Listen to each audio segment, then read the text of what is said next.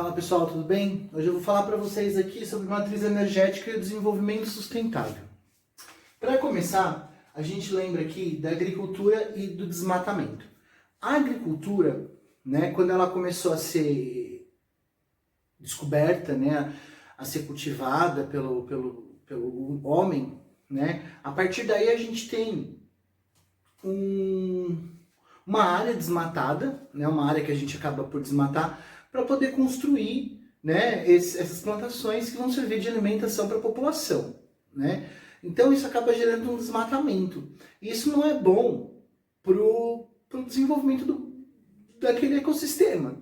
Então a gente tem que pensar, grosseiramente assim, ou não, de que se a gente desmata para se alimentar, a gente está se prejudicando o meio ambiente, mas também, se não fizesse isso, a gente ficava sem alimentação.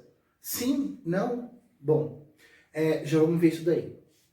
Em relação à produção de energia, a gente pensa também num grande impacto que a produção de energia causa no meio ambiente. Por quê?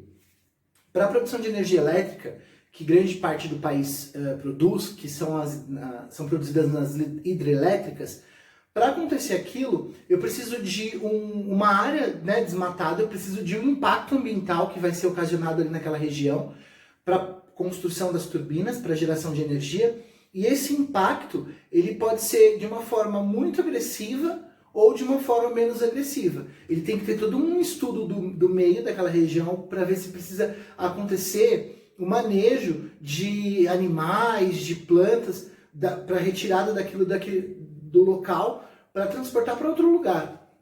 A gente tem que pensar também, quando a gente fala em manejo, por exemplo, para a construção de usinas eólicas, que são aquelas que têm a movimentação das hélices. Se eu vou construir num lugar que não tem tanto vento, mas passam muitos pássaros, eu vou destruir a população de pássaro. Por quê? Às vezes eles vão estar passando por ali, acabam por bater, estão voando, por bater nas hélices e acabam morrendo. Então eu tenho que pensar no impacto que eu vou causar quando eu for construir aquilo. Então eu tenho sempre que lembrar dos impactos ambientais que podem ser causados por um empreendimento que eu vou fazer. Aí a gente pode falar também da produção de energia chamada energia limpa, que seria a energia do biocombustível, por exemplo, para a gente utilizar para a movimentação dos carros e tudo mais, como o etanol. Mas esse etanol ele também passa por um processo que vai ser impactante de alguma forma, para o ambiente onde ele está sendo plantado, ou pela queima de alguma coisa que vai gerar uma determinada poluição. Então tudo isso, antes de ser realizado, a gente precisa pensar nos impactos que eles podem gerar na nossa população, tá? Não só na nossa, mas como do planeta inteiro. E aí a gente tem algumas alternativas sustentáveis para isso, pensando na agricultura e pensando também na produção de energia. Então aí a gente tem a agricultura urbana.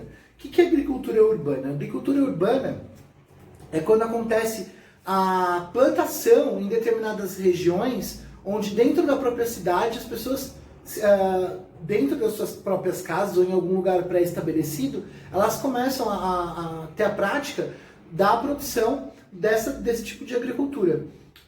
Normalmente eles não utilizam agrotóxicos, porque não tem pragas, tá? Para a realização desse tipo de agricultura, certo?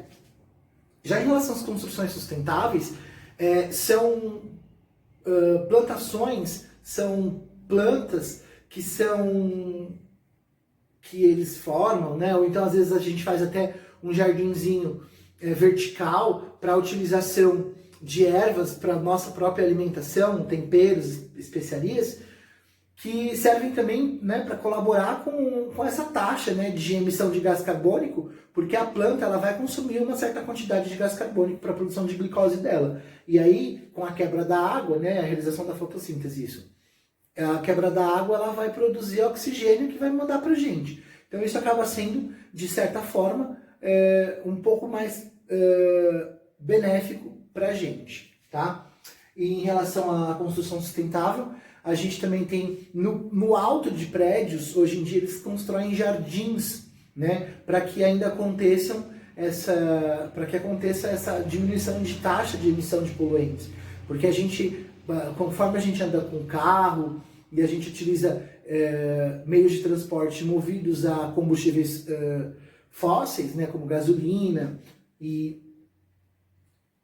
o diesel, enfim, a gente tem as altas emissões, tá, de compostos tóxicos para a atmosfera, e esses compostos eles são, de certa forma, utilizados pelas plantas. Tá? Mas conforme a gente vai desmatando, essa taxa vai diminuindo e esse sequestro de gás carbônico acaba não acontecendo na taxa que deveria.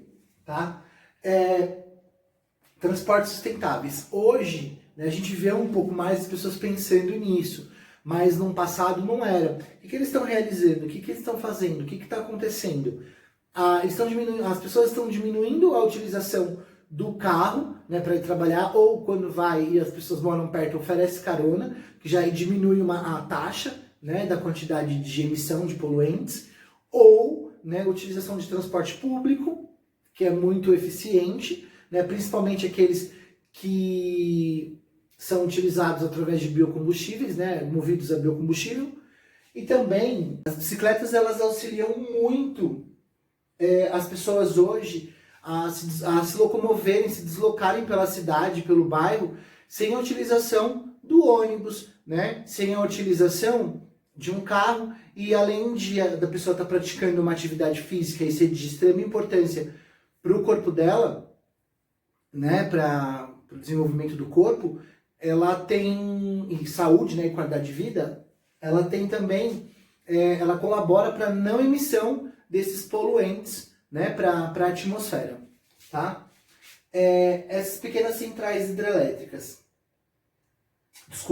usinas de reciclagem e compostagem.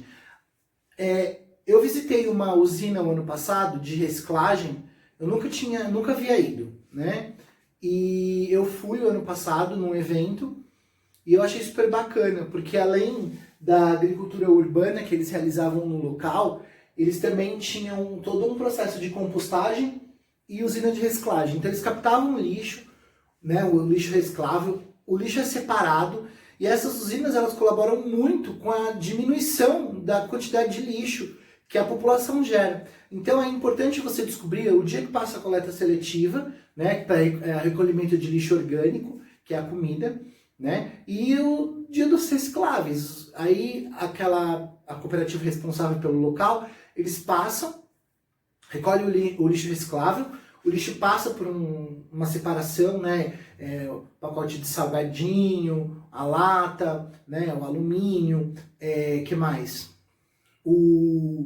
A caixinha do suco, a caixinha do leite, então tudo isso é reciclável. Então eles mandam, né, o papel, eles reservam isso cada um para um canto, e eles vão separando em blocos, onde acontece, né, a reciclagem, né? Eles vão mandar para um outro local onde vai acontecer a reciclagem, tá? E a compostagem é a parte do lixo orgânico. Então, assim, o que eu posso separar? Casca de fruta, casca de ovo, e fazer uma composteira, que normalmente, né, se utiliza minhoca, se utiliza terra, né? E aí você tem algumas lacraias também, às vezes você pode colocar algum outro animal, né? E você coloca ali para que ocorra um ciclo, né, de vida ali dentro, tanto bacteriano, né, por conta da decomposição do que você colocou, porque as minhocas vão liberando nas suas fezes uma substância que vai nutrindo a planta, né, chamada de humus. E aí aquela terra adubada, que o pessoal fala que tem humus, ela é mandada depois para determinados locais para poder, ou então a gente até leva para nossa casa para plantar os nossos vasos, né? Mas aquela terra é de extrema importância e rica em nutrientes. A gente consegue fazer uma composteira em casa, porém o cheiro, o odor é muito forte, né? Então tem locais que eles realizam também a coleta de lixo para a confecção de composteiras, tá certo? Essas pequenas centrais hidrelétricas são, claro que elas têm impacto como as as grandes usinas, mas elas são construídas em determinados locais para auxiliar no compartilhamento de energia elétrica para suprir a necessidade de determinada região, tá? Não é em todo local que tem, certo? É só para... Elas funcionam, elas auxiliam no processo de suprimento. Então elas vão... eu preciso suprir aquele lugar, então eles vão pensar na construção de algo menor, tá? Que não gere tanto impacto assim. Porém, ela impacta. Bom, nas agroflorestas e permacultura, nas agroflorestas, o que acontece? Eles plantam, né? E essas plantações, elas não têm, né, agrotóxico, não tem venenos. E aqui eles plantam para utilizar como fonte de renda, tá? São locais, né, pré-estabelecidos, e aí eles montam para poder ter uma fonte de renda. Já na permacultura, ela pensa, né, ela fala para a gente que para a gente não desperdiçar os recursos renováveis, tá? É uma prática de não desperdício, tá certo? Em relação ao desenvolvimento econômico e sustentabilidade, a gente tem a obsolescência programada e a logística reversa. O que é a obsolescência programada? Hoje em dia, quando vocês compram alguma coisa, principalmente algum produto tecnológico, celular, computador, eles têm um tempo de vida útil dentro da sua vida. Então, ele é programado para você ficar com ele cerca de 3 anos, 2 anos, para que você possa trocar ele com frequência, fazendo com que a economia do país gire, né? Só que pensando por um outro lado, ele precisa retirar a matéria-prima da natureza, ele vai usar mão de obra, porém ele vai usar mão de obra barata, né, para poder ter pessoas para poder trabalhar. Aí ele vai explorar tanto aquele lugar que daqui a pouco ele vai começar a explorar um outro lugar e vai fazer a mesma coisa, vai oferecer emprego para aquela população e aí vai gerar emprego, porém ele vai pagar ele vai coletar, né, dos recursos naturais, mão de obra barata, consegue vender a preço muito, muito barato, né? E aí para conseguir ter um círculo da economia, né? Um círculo dos eletrônicos e de tudo que a gente consome. Vocês vão ver no videozinho da história das coisas. E aí, essa programação, eles não pensam no futuro depois que aquilo vai virar lixo, né? E vai virar um lixo tecnológico, com contaminantes, no caso dos celulares, por conta de bateria, né? A bateria do notebook também é um contaminante, lâmpadas por conta do vidro, né? Enfim, um monte de coisa. Aí, a gente pensa no quê? Na logística reversa. O que seria isso? Quando eu tenho uma pessoa que produziu alguma coisa, né? Obviamente, ele explorou um recurso natural lá na natureza, ele coletou uma árvore, ou ele fez extração de petróleo para capturar plástico, enfim. E aí ele fez um produto novo. Esse produto novo ele manda para as lojas, para o comerciante, aquela pessoa vai comercializar o produto do outro. Quando você compra esse produto novo, que você é o consumidor, na hora que você não serve mais para você, a obrigação, né, deveria ser, né, do comerciante fazer o recolhimento para o fabricante dar um descarte final para aquilo. Só que não é bem isso que acontece, né? A gente acaba jogando no lixo comum, muitas vezes ninguém pensa num local correto de descarte, e isso acaba por prejudicar em excesso o meio ambiente, né? A natureza, tá? Outra coisa que a gente pode comentar agora sim é sobre a economia ambiental e a economia ecológica. Na economia ambiental, a gente tem mais satisfação e menos recursos naturais. O que acontece aqui? Pensa num local, né, que a gente chama de unidade de conservação. A gente tem 2 tipos de unidade de conservação: de uso sustentável e unidade de conservação de... Bom, eu sei que tem uma que é de uso sustentável, a outra a gente vai estudar isso também daqui a pouquinho. Essas unidades de conservação, uma delas, desses tipos, temos infinidades, tá?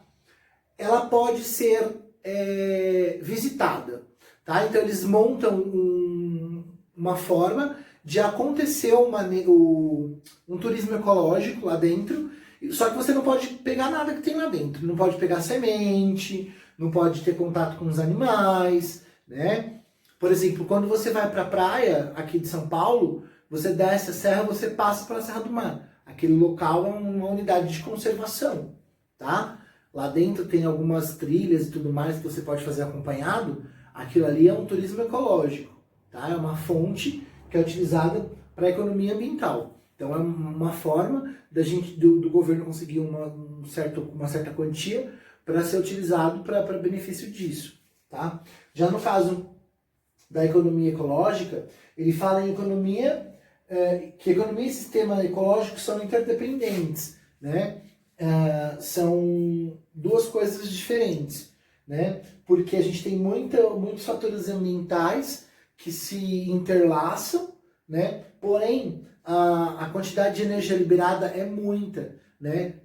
Energia de várias as formas, tá? Enfim, é isso, tá? Qualquer coisa, pessoal, entre em contato, assistam um videozinho História das Coisas.